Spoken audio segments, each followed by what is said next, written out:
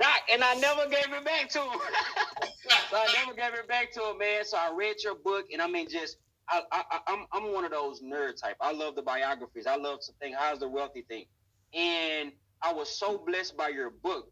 And I want to ask this question: when you was writing these materials and these books, did you know that this was some important stuff? Did you feel that this was some groundbreaking stuff? Oh, without a doubt. I share the story that, uh, infinite intelligence, the design creator, had his hand on my shoulder the entire time because my area of expertise and interest, it was close to this at college. And when I got my degree, I just wanted to fine tune. I went from nations to individuals. And I got to share the story that two factors immediately came into play. Number one, I read a book called The Achieving Society by David McClellan. And he was a Harvard professor for more than 20 years. And he said that every group, every culture, every race, every tribe, every ethnicity always has an individual that's going to supply the keys to success for future generations. So when it came to Black America, there was no book, no volume for future generations. So I said, And then number two, okay, so there I am. I was the first African American male in the rotational program of Smith, Kline, and French Pharmaceuticals when I got my doctorate. Okay, so it was a rotational program.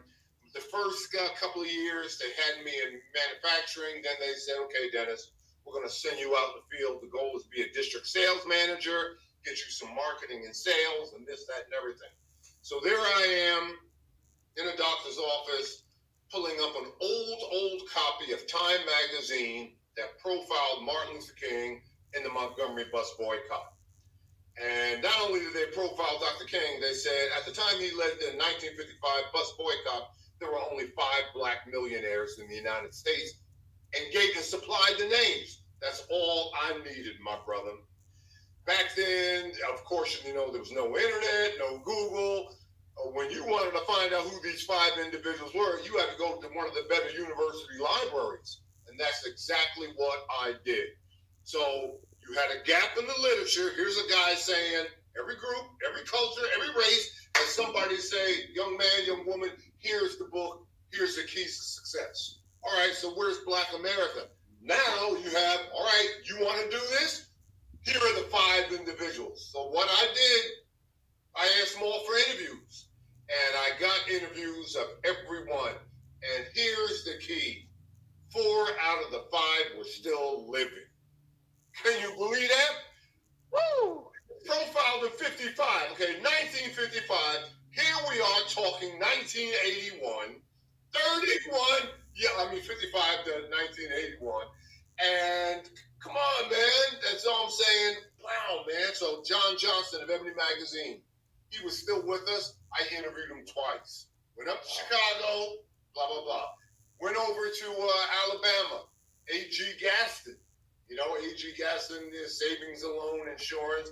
Spent a better part of a day with him over there. T.M. Alexander, right here in Atlanta. On a Saturday, on one Saturday, I spent the better part of a day in his condo, just like I'm talking to you, but live in person at his kitchen table. And this guy is telling me everything. Went up to Chicago, S.B. Fuller. As you might know, he's the dean of Black entrepreneurs. There would be no John Johnson. There would be no George Johnson. There would be no Ed Gardner. There would be none of them if it weren't for S.B. Fuller.